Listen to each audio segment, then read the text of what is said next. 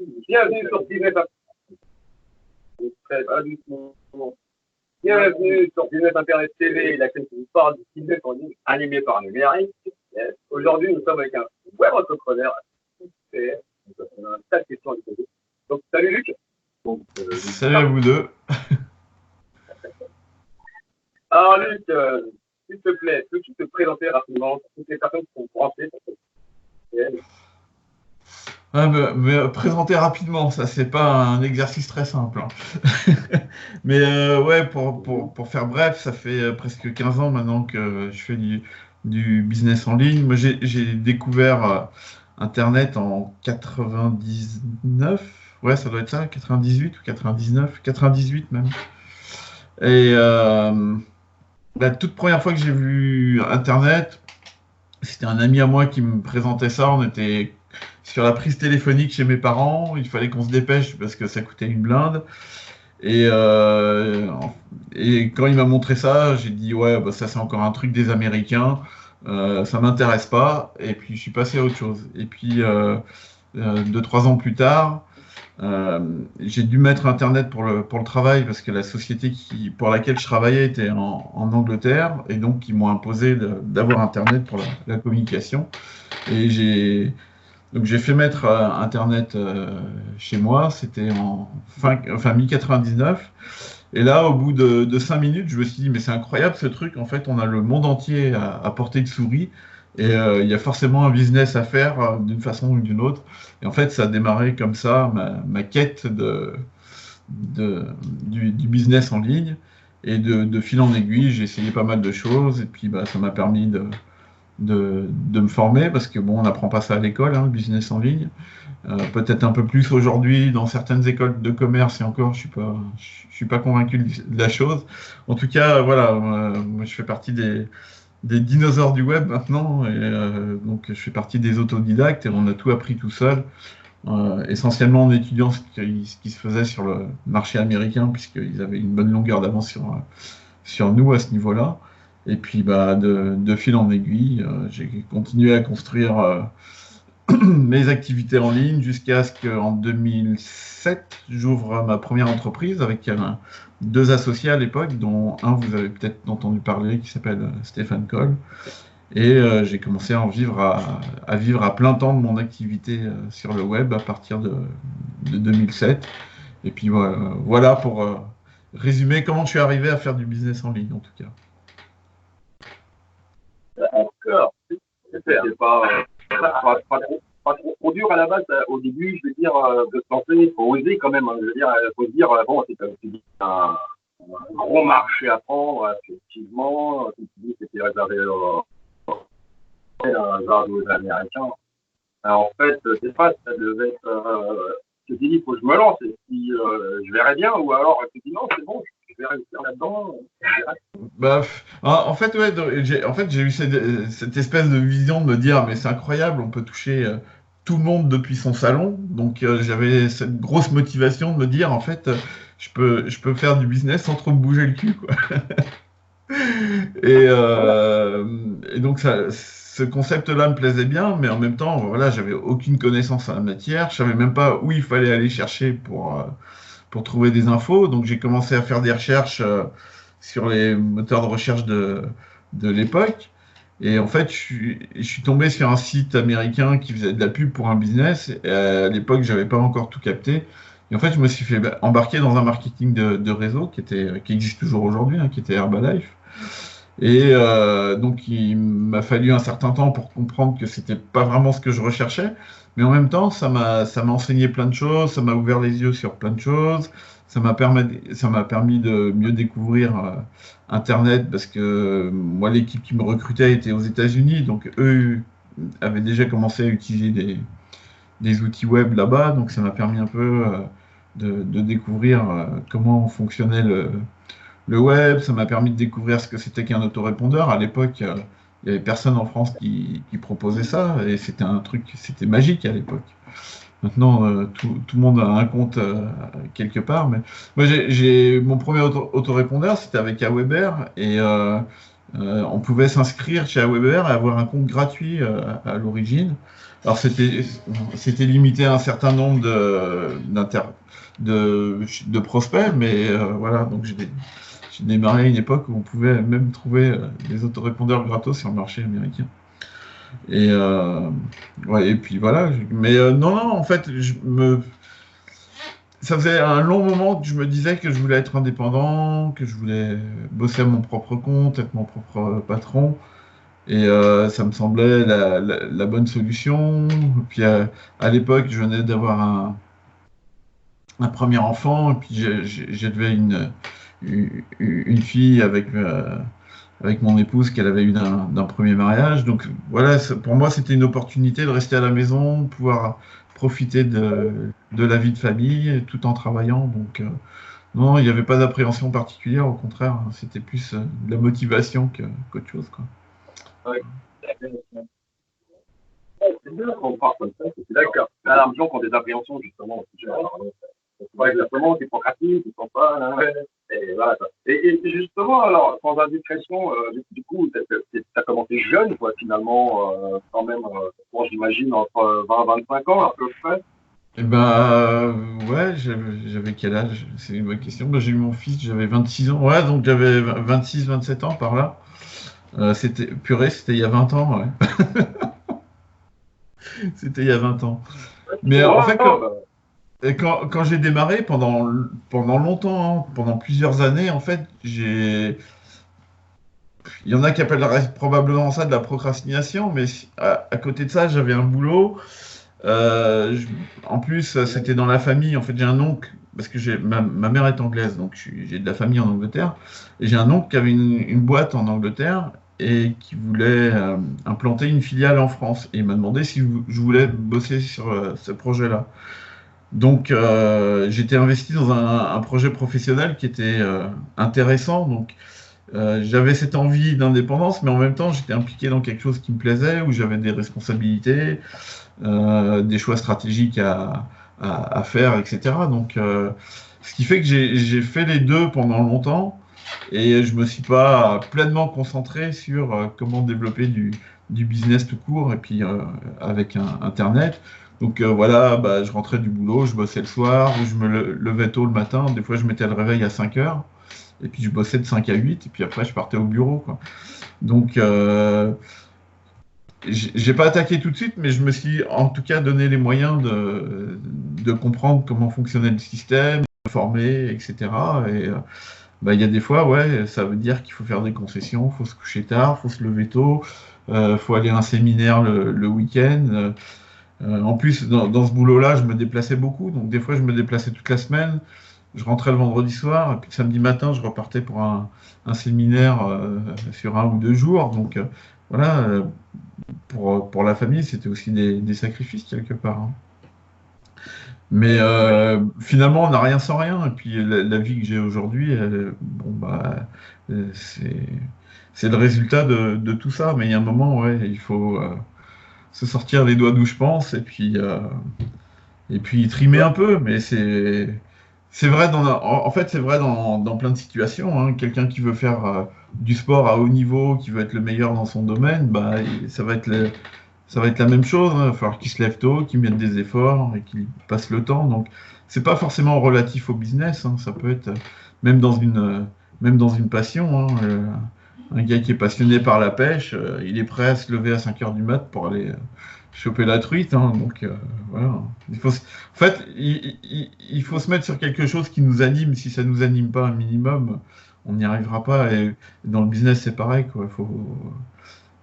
Si le seul motif c'est de gagner de l'argent, ça va pas tenir longtemps, quoi. Voilà.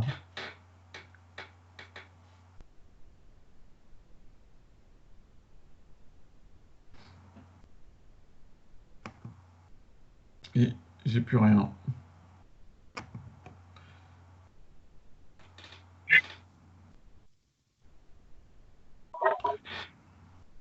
Allô, allô? oui, allô? Ouais, ça y est, c'est Allô, allô? revenu. Ouais, ouais, il y a eu une coupure ou je sais pas ce qui s'est passé. On faisait, alors, je disais que ça a démarré par le marketing de réseau, ok? Uhum. Ça, on a compris. Alors aujourd'hui, quel modèle tu utilises pour générer des revenus sur Internet? Je suis désolé, en fait, la connexion n'est pas super bonne, donc j'ai du mal à, des fois, à comprendre ce que vous dites. Donc, tu m'as parlé de démarrer dans le marketing de réseau et derrière? Et je disais aujourd'hui, quel business model tu utilises pour générer des revenus sur Internet? Alors, c'est une bonne question. En fait, je me suis retrouvé dans une situation un peu compliquée l'année dernière parce que j'ai toujours travaillé avec des partenaires ou des associés. Et l'année dernière, enfin fin 2018, je me suis retrouvé tout seul, on s'est un peu tous séparés. Et je me suis retrouvé tout seul à me poser la question, mais qu'est-ce que tu veux faire? Et voilà, et j'ai mis un peu de temps à trouver la réponse. Et en fait, j'ai réfléchi avec un ami qui s'appelle Philippe, et je me suis dit, beaucoup de personnes qui font du business aujourd'hui, c'est pour vendre de la formation, mais en même temps, il y a une espèce de, pas de saturation, mais les gens commencent à être saturés, qu'on leur vende des formations à 2000 euros dans tous les sens. Et j'ai dit, je pense qu'il y a toujours un business à faire avec la formation, mais il faut inventer, enfin inventer, imaginer en tout cas un nouveau concept. Et donc, avec Philippe, on a eu cette réflexion. euh, Qu'est-ce qui peut changer au niveau de comment on livre de la formation aujourd'hui? Et donc, la réflexion, c'était que euh, on voulait que les personnes puissent accéder à un maximum de formations ou d'informations pour un minimum d'argent. Parce que, voilà, aujourd'hui, si je veux une formation sur un thème, je vais mettre 2000 euros dedans. Et puis après, quand j'ai fini la formation, je me rends compte qu'en fait, j'ai besoin d'autres connaissances à côté pour mettre mon business en place. Par exemple, si je prends une formation sur la vidéo et puis que je sors 2000 euros, et ben, je me rends compte qu'à la fin, bah, ça suffit pas, quoi. Il faut que je maîtrise d'autres éléments à côté, comme mettre des tunnels de vente en place ou l'aspect prospection, etc. Donc, je vais vouloir apprendre d'autres formations. Puis, à un moment, mon budget, il n'est pas extensible à l'infini, quoi. Et je peux facilement me retrouver à claquer 10 ou 15 000 euros dans de la formation et tout le monde n'a pas ces moyens-là. Et pourtant, on a besoin d'un maximum d'informations. Donc, on s'est dit, bah, puisque dans le monde du cinéma, euh, le nouveau principe, c'est de payer c'est vrai pour la musique aussi d'ailleurs, avec des applications comme Deezer ou Spotify. Et on a pensé à Netflix qui prend un abonnement mensuel et puis en contrepartie, bah, Ouais. on accède aux films qu'on veut, aux séries qu'on veut, etc. Et on s'est dit, bah voilà, ce principe, il a l'air de fonctionner dans le monde de la musique, dans le monde du cinéma. Pourquoi ça fonctionnerait pas dans le domaine de la formation? Donc on a travaillé sur une plateforme, on a mis cette plateforme en place, et donc on a lancé ça fin d'année dernière. Et voilà, donc on propose un abonnement à nos membres, un abonnement mensuel. Alors c'est un peu plus que Netflix, mais ça reste un tarif raisonnable. Et puis en contrepartie, bah, ils accèdent à une plateforme sur laquelle on met des formations. Ils ont un accès illimité à l'ensemble de ces formations. Puis petit à petit, on rajoute des formations sur la plateforme. On va chercher des formateurs qui nous proposent du contenu à mettre dessus, des formateurs qui cherchent à avoir de la visibilité. Et puis on alimente la plateforme comme ça. Donc voilà, ça c'est le gros projet qui me fait vivre aujourd'hui. Et puis bon, à côté de ça, je fais pas mal de partenariats en affiliation pour voilà, faire la promotion de différents produits, différentes formations sur mes listes et puis toucher des commissions en tant qu'affilié sur ces ventes-là. Et sinon, en sous-marin, je travaille sur un autre projet avec une amie qui s'appelle Marie. Et ce projet va s'appeler Réussir sans diplôme. Donc l'idée de départ, c'est de pouvoir interviewer des personnes qui ont une certaine forme de réussite dans leur vie sans forcément être passé par la case diplôme. Et donc on va monter une chaîne YouTube pour diffuser ces interviews. Donc ça, c'est sur le court moyen terme. Et sur le plus long terme, l'idée, c'est de devenir un peu une plateforme de référence pour tous ces étudiants qui galèrent à l'école parce que soit ils ont des difficultés, soit l'école n'est pas adaptée pour eux. Et on veut déjà donner un message d'espoir à tous ces jeunes. Et puis voilà, si on peut avoir des personnes pour les aider, les accompagner, etc.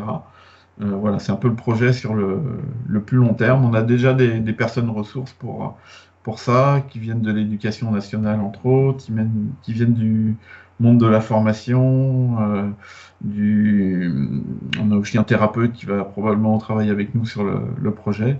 Voilà, donc ça, pour le moment, c'est en préparation, c'est que du projet sur le papier, il y a rien en ligne, il n'y a rien de visible, mais voilà, c'est l'autre gros projet qui m'anime vraiment parce que c'est ce que je disais tout à l'heure, si le seul motif dans notre business c'est de faire de l'argent, ça ne va pas tenir sur le long terme. Il y a un moment, il faut s'intéresser un peu à l'humain et voir qu'est-ce qu'on peut lui apporter. Et là, l'idée, c'est vraiment de pouvoir apporter quelque chose aux autres. Donc voilà, ça va être un chouette projet. J'espère en tout cas. Alors, justement, ce que tu proposes tu proposes des formations, il y a toutes les thématiques, on peut retrouver marketing internet, Ouais, business en général, marketing internet, immobilier, investissement, bourse, loisirs, euh, développement personnel. Pour le moment, il n'y a pas encore, mais bientôt, il y aura aussi une catégorie bien-être. Donc voilà. Et là, je suis en négociation avec quelqu'un pour proposer aussi des formations d'anglais. Donc et voilà. Euh, on veut que ce soit le plus varié possible, que voilà, quand une personne est abonnée, elle puisse vraiment y trouver son compte, quel que soit le domaine, quoi. Voilà. encore vite. Alors, y a-t-il un programme d'affiliation pour ce projet, pour toutes les personnes qui sont intéressées par l'affiliation? Alors oui, il y a une affiliation en place. Alors, on avait réfléchi parce qu'au début on s'est dit bon bah voilà on donne un pourcentage sur l'abonnement et puis on s'est dit ouais ça fait des petits montants mensuels, c'est pas très attirant. Comment on pourrait faire pour que ça donne plus envie aux affiliés? Donc finalement plutôt que de donner un pourcentage mensuel, un affilié qui nous amène un client, le premier mois d'abonnement lui est reversé à 100%. Et après, on fait ça tous les 6 mois. Donc, tant que le client est abonné, si le 6e mois, le client est toujours là, l'affilié va retoucher une mensualité complète. Alors, ça lui permet tout de suite de toucher un peu plus d'argent. Et si on voit qu'un affilié joue le jeu réellement, quoi, à fond, derrière, on lui propose aussi, si lui a des produits à lui, on lui propose d'organiser un webinaire sur nos listes. Alors, nos listes clients, mais nos listes prospects aussi. On lui propose d'animer un webinaire où il va pouvoir présenter le produit qu'il a proposé. La seule chose qu'on lui impose, c'est de vendre le produit via notre plateforme. Parce que donc, quand un membre paye un abonnement, la plupart des formations sont comprises dans l'abonnement. Et il y a quelques formations qui sont quand même payantes, mais à un prix plus avantageux, bien entendu.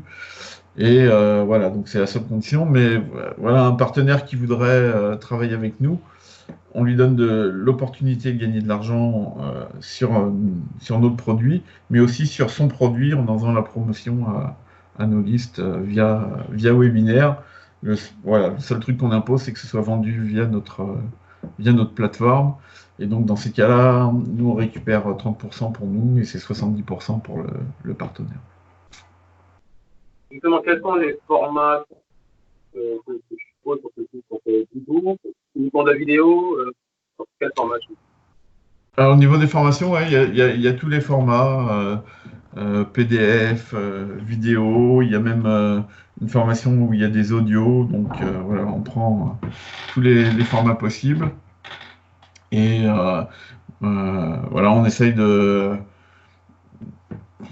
s'adapter aux besoins des formateurs. Et puis là, en plus, on est en train de développer une nouvelle plateforme de façon à ce que ce soit encore plus facile d'utilisation pour les membres de la plateforme. Donc, avec des outils intégrés pour qu'il y ait vraiment une bonne qualité au niveau de l'audio, etc. Donc voilà, petit à petit, on fait aussi évoluer le système. Mais tous les formats sont acceptés. Après, bon, en dehors du PDF, hein, PDF ou texte, vidéo et audio, je ne vois pas trop. Après, il faudra imaginer des outils interactifs. Mais là, ça demanderait plus de développement. Peut-être qu'à l'avenir, pourquoi pas, hein. J'imagine des systèmes d'exercice avec des réponses, des cases à cocher, des systèmes d'évaluation. C'est des choses qui sont possibles, qu'on pourra peut-être rajouter dans le temps, mais voilà, chaque jour suffit à peine. Exactement. Je pense que l'outil, on va parler d'outils maintenant, parce que bon, Ouais. nous, on vit des débutants qui veulent lancer leur business en ligne. Quel outil, quel logiciel utilises-tu pour gérer tout ton business en ligne, pour automatiser ton business en ligne? Alors, dis-nous. Ok, alors, des outils, il en existe pas mal. Moi quelqu'un qui débute, soit il décide d'utiliser un outil où tout est intégré, mais on n'a pas la main sur grand-chose. Par contre, je pense à des outils sur le francophone comme System.io par exemple, qui est pas mal fait, hein. Moi, j'ai regardé un peu comment c'était fait. C'est pas mal fait, c'est pas trop cher et a priori le service client suit derrière, ce qui est quand même important. Mais par contre, il y a zéro souplesse, quoi. C'est-à-dire que si on veut mettre une stratégie bien spécifique en place qui demande un outil bien spécifique, vous ne pourrez pas appeler System.io demain et leur dire tiens, rajoutez-moi cette fonctionnalité. Donc, ça peut être bien pour démarrer, pour se faire la main, parce que il y a quand même une structure qui est déjà en place. Donc, si on n'est pas trop technique, ça peut bien aider. Après, moi, j'ai jamais utilisé d'outils comme ça parce que justement, j'aime bien avoir de la souplesse. Donc moi, j'ai toujours travaillé avec WordPress. Euh, et WordPress, ça permet d'installer des plugins, des extensions. Et à chaque fois qu'on a un besoin, on va chercher l'extension qu'on a besoin, dont on a besoin, pardon. En général, on arrive à la trouver. Alors souvent, il faut aller fouiller un peu plus sur le marché anglophone pour ça, mais on arrive à trouver les solutions qu'on cherche. Et dans le grand pire des cas, si on a un peu de budget, on peut toujours trouver un programmeur pour nous développer l'extension dont on a besoin. Ce qui est plus compliqué sur une plateforme comme, je reprends mon exemple de System.io, mais si demain j'ai besoin d'une fonctionnalité, même si j'ai les moyens, je peux toujours aller voir un développeur, mais il ne pourra pas aller intégrer de quoi que ce soit dans le système, à moins que ce soit un système ouvert, mais c'est rarement le cas, ce qui est assez logique, puisque moi, si j'étais fabricant et vendeur de System.io, je préfère développer les fonctionnalités moi-même, quitte à les vendre en option sur l'abonnement, que de laisser les programmeurs les rajouter. Donc, ce qui fait que moi, j'ai toujours travaillé sur WordPress. Après, j'utilise un système en parallèle que je conseille pas parce que c'est une usine à gaz et puis au niveau de l'interface, c'est pas moderne du tout. C'est un outil qui s'appelle Promethi, qui est développé par une boîte au Canada. Moi, je l'utilise tout simplement parce qu'en fait, j'ai été associé avec Michel Morin, qui est le créateur de Promethi. Et pendant longtemps, j'étais associé avec lui. Donc, dès que j'avais besoin de fonctionnalités, il suffisait que je lui demande et il demandait à ses programmeurs de la rajouter. Ce qui fait qu'aujourd'hui, l'outil, je le connais du bout des doigts. Et puis, il y a beaucoup de fonctionnalités. C'est moi qui les ai demandées. Donc, la plupart de mes besoins sont dedans. Mais pour autant, il y a plein de fonctionnalités de ce système-là que je n'utilise pas parce que je veux rester sur WordPress. Parce que je me dis que si un jour Prometheus s'arrête ou s'écroule ou quoi que ce soit, c'est tout mon business qui disparaît d'un coup. Donc je préfère garder mon autonomie. Donc après, je fais appel à certaines fonctionnalités dont j'ai besoin dans Prometheus. Mais si demain Prometheus s'arrête, l'essentiel de mon business n'est pas dessus. Et puis, je sais exactement comment faire pour le remplacer tout de suite. Donc, voilà. Ça, c'est l'autre chose par rapport à un outil comme System.io ou des outils comme ClickFunnels ou Builderall sur le marché américain ou Learnybox aussi sur le francophone. C'est que si demain la boîte fait faillite ou si le business il est revendu à une autre boîte et puis que l'autre boîte finalement laisse pourrir le truc, bah, du jour au lendemain, votre business il peut et c'est dommage que le business se casse la figure, tout ça, parce que l'outil, du jour au lendemain devient obsolète. Donc, il faut aussi se prémunir de ça. C'est pour ça que moi, j'ai plutôt tendance à conseiller d'être autonome avec des outils. Bon, pour moi, WordPress, c'est ce qu'il y a de plus adapté aujourd'hui. Mais bon, après, ça demande à maîtriser un peu plus la technique. Donc, soit il va falloir vous auto-former, soit vous avez un peu de budget et puis j'allais dire vous dédier. C'est pas ça que je voulais dire. Bon, je perds mes mots, mais en fait, vous trouvez quelqu'un pour s'occuper qui s'occupe de la partie technique, si vous voulez pas le faire, mais voilà, quoi. D'accord. Ok. Alors, justement, directedition.com, est-ce que c'est toujours accessible ce site web-là? Absolument pas. Je ne suis plus du tout dans cette société depuis fin décembre 2018. Voilà. Donc, ça a été, en fait, c'était la suite de. Donc, il y a en 2007, quand j'ai créé Action Web avec Stéphane et puis un autre associé. Donc, on a tourné pendant quelques années, jusqu'en 2013, je pense. Et puis, bon, voilà, on a eu des petits soucis, entre autres de gestion, mais pas que, qui ont fait on a décidé de fermer la société. Mais il se trouve qu'en fait, en même temps, donc, on avait commencé à travailler avec Michel Morin et qu'on avait créé la société Direct Édition au Canada.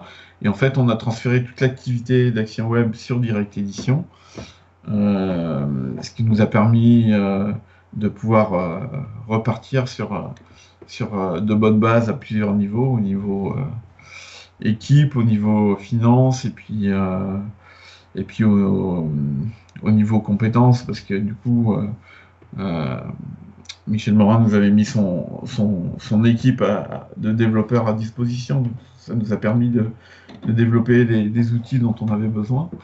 Et donc après, on a travaillé sur la continuité d'Action Web, mais sous le nom de Direct Édition. Et puis après, Stéphane a commencé à développer le grand changement qui était toujours sous la société Direct Édition.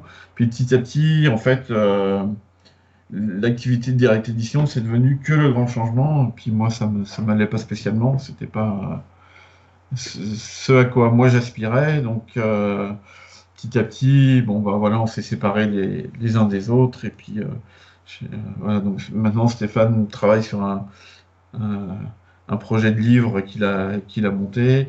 Michel, il a gardé Direct Édition et il développe essentiellement le grand changement. Et puis voilà, moi je suis parti de mon côté. Et puis bah, j'ai monté cette structure qui s'appelle Real Success Academy avec Philippe. Et puis voilà, chacun fait sa vie dans son coin maintenant. Après, ça nous empêche pas de rester en bon terme. On est en contact régulier, on se donne des nouvelles, mais voilà, on travaille plus ensemble. C'est comme ça qu'on débute, hein, des fois. À plusieurs, et puis normal. Voilà. Mais en même temps, c'est une bonne leçon, c'est-à-dire que on peut démarrer sur un projet un jour et puis la vie fait qu'on va passer à autre chose et c'est pas grave. Et voilà, donc j'ai démarré avec Action Web, après il y a eu Direct Édition. Je passe sur une autre société que j'avais créée qui a pas fonctionné. Et puis bah là, j'ai créé une autre société et puis sur un projet différent. Et voilà, ça fait partie de la vie aussi. Et c'est pas parce qu'on a démarré une activité il y a 20 ans qu'on est obligé d'être encore dans la même activité. 20 ans après, on évolue, on grandit, on apprend de nouvelles choses, on fait des nouvelles rencontres. Et puis ça nous amène à mettre des nouveaux projets en place. Et, voilà. Après, moi, l'expérience que j'en ai tirée et la conclusion à laquelle je suis arrivé l'année dernière, donc quand même après 20 ans d'activité, c'est qu'en fait, le conseil que je pourrais vous donner, c'est toujours avoir une structure qui soit que à vous. Et après, si vous voulez créer d'autres structures, vous pouvez. Si vous voulez être associé dans des entreprises, vous pouvez. Si vous voulez faire des partenariats avec d'autres, vous pouvez. Mais il faut tout centraliser sur une entreprise qui est la vôtre uniquement. Et c'est ce qui est mon cas aujourd'hui. J'ai monté cette société Real Academy avec Philippe. Mais après, tous les gains que je peux générer sur cette société-là sont reversés à ma société qui est en mon nom propre.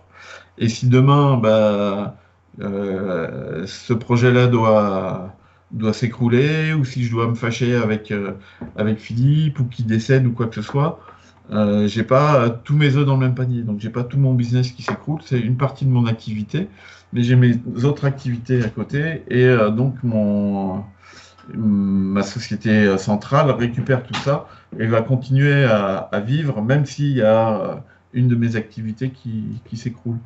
Et en fait, quand j'ai démarré avec Stéphane et l'autre associé qui s'appelle Rémi, j'avais que ça. Après, quand il y a eu des réquisitions, j'avais que ça. Et le jour où tout s'est arrêté, je me suis retrouvé, voilà, comme, entre guillemets, comme un con. Parce que ma boîte, c'était moi, et ma boîte, en fait, c'était pas que moi. On était 3 dedans. Et quand le truc n'existe plus, on se retrouve un peu comme un couillon, si je peux me permettre l'expression.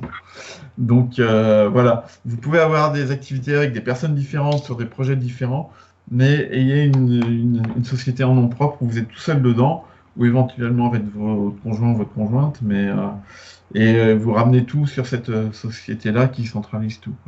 Voilà. Et même si vous êtes les meilleurs amis du monde et que vous montez un projet ensemble, il faut quand même garder votre structure à vous, parce que les meilleurs amis du monde, ils peuvent avoir des envies différentes un jour et partir sur des chemins différents tout en restant amis. Ils peuvent devenir ennemis, ça arrive aussi malheureusement. Et puis il peut y en avoir un des deux qui décède, c'est pas forcément joyeux, mais c'est une réalité qu'il faut prendre en compte aussi. Donc voilà le conseil que je peux donner en tout cas, après quelques années d'expérience. Je vous posais une petite question vite fait, puisque tout à l'heure, tu nous disais qu'il y avait une société qui n'avait pas fonctionné dans tes débuts, là.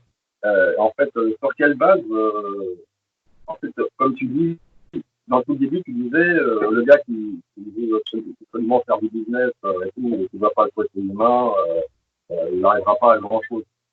Mais à un moment donné, tu nous as dit, bon, que tu avais une société, que finalement, tu as laissé tomber parce qu'elle ne fonctionnait pas. Et comment ça se fait qu'elle ne fonctionnait pas? C'est quoi, au niveau business, au niveau humain Non. Alors en fait, on avait monté une conciergerie. Et donc en fait, ça tournait, mais on générait pas d'argent avec. Donc c'était donc l'idée, c'était donc le principe de la conciergerie, hein, c'est que vous êtes client à la conciergerie et donc vous contactez. Si vous avez besoin de chercher un billet d'avion, vous nous appelez. Si vous avez besoin de réserver un spectacle, vous nous appelez. Si vous voulez trouver quelqu'un pour vous organiser le mariage de votre fille, vous nous appelez, etc. Donc voilà, c'est un peu se décharger des tâches un peu compliquées ou des tâches du quotidien. On avait une personne qui nous avait demandé de lui trouver quelqu'un pour gérer sa comptabilité, par exemple. Voilà. Et donc on a démarré ça, donc ça a bien marché, on a fait des clients, on faisait du chiffre, mais en fait, une fois qu'on avait payé, d'une part les bureaux, parce qu'on était obligé d'avoir des bureaux, puisqu'on avait des personnes physiques pour gérer les demandes. Donc une fois qu'on avait payé les bureaux et qu'on avait payé le personnel, on sortait pas assez d'argent pour se payer nous. Donc on a mené le projet pendant 1 an, et en fait on n'a jamais réussi à vraiment le faire décoller. Et donc on s'est posé la question, est-ce qu'on continue et en espérant qu'on finisse par réussir à décoller, ou est-ce qu'on passe à autre chose? Et puis, pour différentes raisons, on a décidé que on n'avait pas le courage d'attendre que le business décolle. En fait, on s'est dit, si on fait un business qui est plus 100% Internet, c'est quand même plus simple à faire décoller qu'un business un peu plus classique. Et donc, on est revenu au web, puisque ce projet-là, c'était aussi avec Philippe. Et on a dit, bon, bah tant pis, on ferme la conciergerie, c'est pas grave, ça fait partie des échecs de la vie, mais les échecs sont aussi des leçons et permettent de grandir. Et voilà, donc on a tiré nos leçons de cette expérience, et puis on est passé à autre chose. Mais voilà. Donc, c'est une expérience, ça a duré pendant un an, de juin 2018 à juin 2019. Ouais, c'est ça. On est en 2020, ouais. Ouais, donc c'est ça, de juin 2018 à juin 2019. Et puis finalement, on n'a pas donné suite. Voilà. Donc ça marchait, mais l'objectif, c'est quand même un jour de gagner de l'argent soi-même. Et c'était pas le cas, donc on a laissé tomber. C'était trop d'efforts.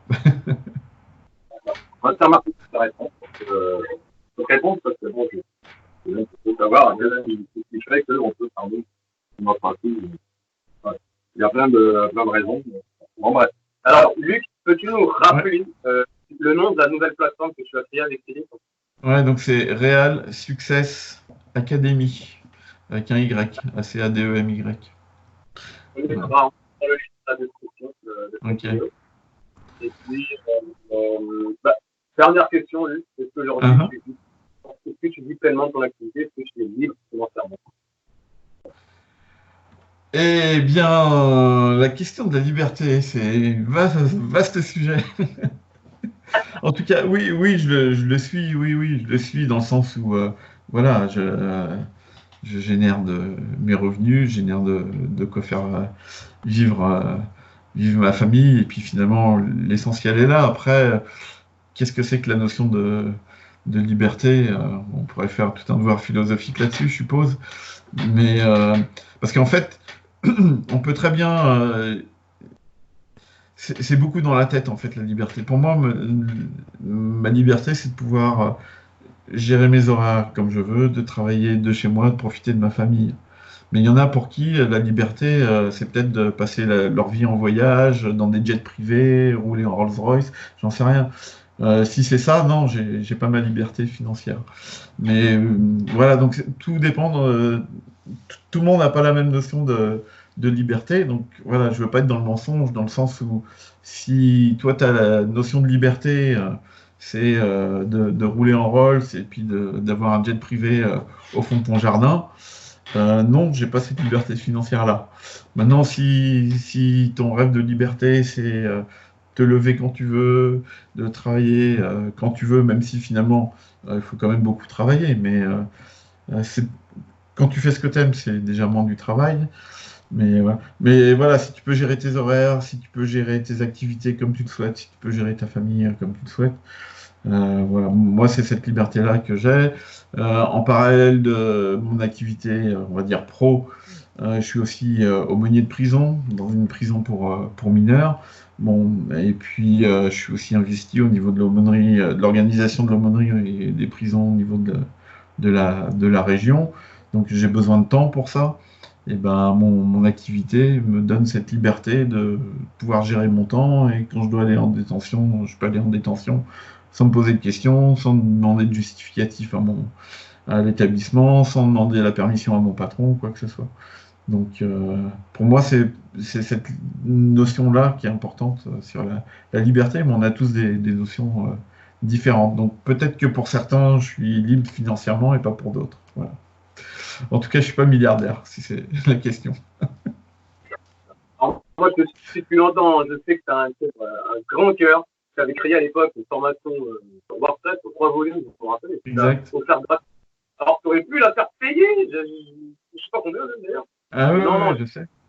et tu l'as offert gratuitement, et je m'en ai servi. Et, Ouais, mais j'ai eu plein de retours sur cette formation ouais, je pense que c'était chouette. Et je, une fois, j'interviewais un gars, je sais pas si vous connaissez Thomas Gazio, qui est aujourd'hui, qui s'est calé un peu sur un spécialiste vidéo et YouTube. Et en fait, une fois, je fais une interview de lui, et puis pendant l'interview, il me dit, ouais, mais en fait, si j'ai démarré, c'est grâce à toi, parce que j'ai mis un blog en place, et c'est grâce à ta formation WordPress, et ça m'avait surpris, parce que pour moi, voilà, j'étais pas au courant de ça. un jour, j'étais à un séminaire, et puis il y a un moment à la fin de la journée, le gars qui organisait le séminaire dit bah, s'il y en a qui veulent venir donner un témoignage sur scène, qui viennent. Donc il y a des gars qui montent et tout. C'était avec David J, c'était sur la vidéo, donc rien à voir avec moi. Puis il y a un moment, et puis moi j'étais assis à côté d'un autre gars qui avait créé une formation sur WordPress, mais payante, dont je tairai le nom parce que ça n'a pas d'importance. Et il y a un moment, il y a un gars qui monte sur scène et il dirait ouais, alors moi.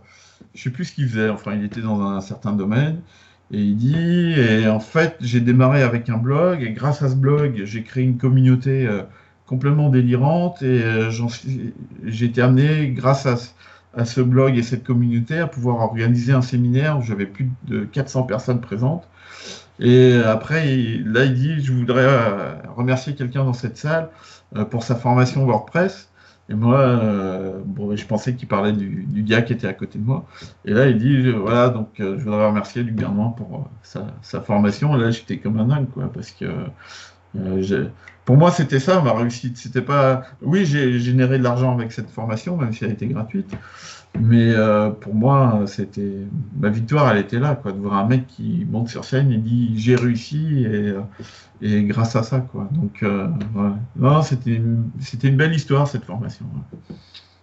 En tout cas, c'est grâce à cette formation que j'ai su créer donc un blog, j'ai su l'optimiser. Donc dans le deuxième volume, le troisième volume, c'était pour la monétisation. Je ne me suis pas trompé. Voilà. C'est rigolo parce qu'elle est vieille cette formation maintenant et tu connais encore des chapitres par cœur. Donc voilà, c'est qu'elle a eu un impact fort et j'en suis très content. Bah, Luc, franchement, merci pour toutes ces réponses. Bah, avec grand plaisir. Et là, c'est avec nous en live, c'est trop cool. Donc, je te remercie, franchement. Bon, c'est un grand plaisir. Et puis, si vous voulez en faire une en présentiel, je vous dis quand je monte sur Paris. Et puis voilà.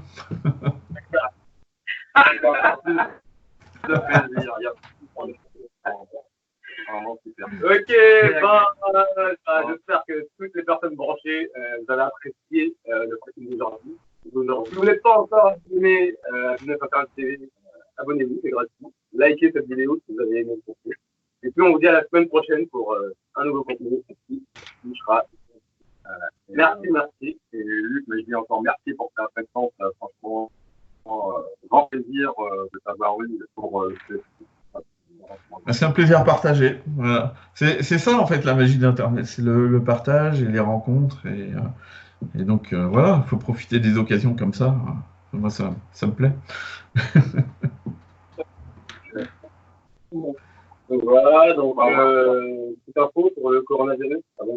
Alors ouais, si tu nous regardes, tant que le corona freine, ne freinez pas, quoi. Précaution. Voilà. Lavez-vous les mains. Voilà. Et voilà. Tout le monde.